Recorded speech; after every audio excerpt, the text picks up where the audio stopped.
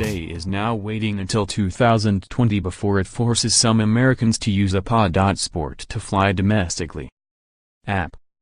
If you've flown at all in the past year or so, you've probably noticed conspicuous signs at every security checkpoint warning that ID requirements are changing.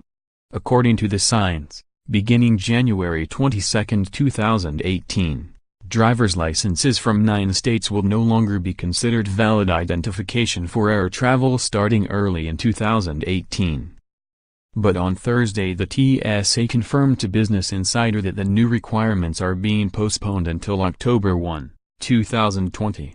That means that driver's licenses from the 9 states, Kentucky, Maine, Minnesota, Missouri, Montana, Oklahoma, Pennsylvania, South Carolina, and Washington, will remain valid for air travel for the next few years. The new ID requirements are detailed by the Real ID Act. Among other things, the 2005 law outlines new federal requirements that must be met in order for state-issued IDs to be considered valid for federal purposes, such as entering secure federal buildings or traveling by air. Via Department of Homeland Security (DHS). In particular, the requirements pertain to what information states collect before issuing identification.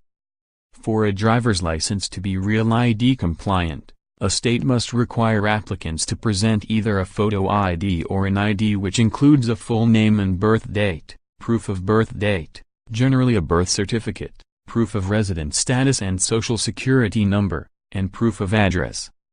Real IDs are also required to have the holder's signature, gender, a unique identifying number, and certain anti-tampering or counterfeiting measures. A TSA spokesman told Business Insider the reason that the new requirements will not be put into effect next month is that the 9 states which were going to become non-compliant have all been granted extensions. Implementation of the law for air travel has been postponed a few times previously as individual states have filed for extensions as they build the infrastructure necessary to meet the requirements of the law.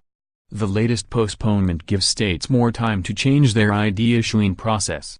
Some states, like Massachusetts, have outlined plans to begin issuing Real ID compliant licenses.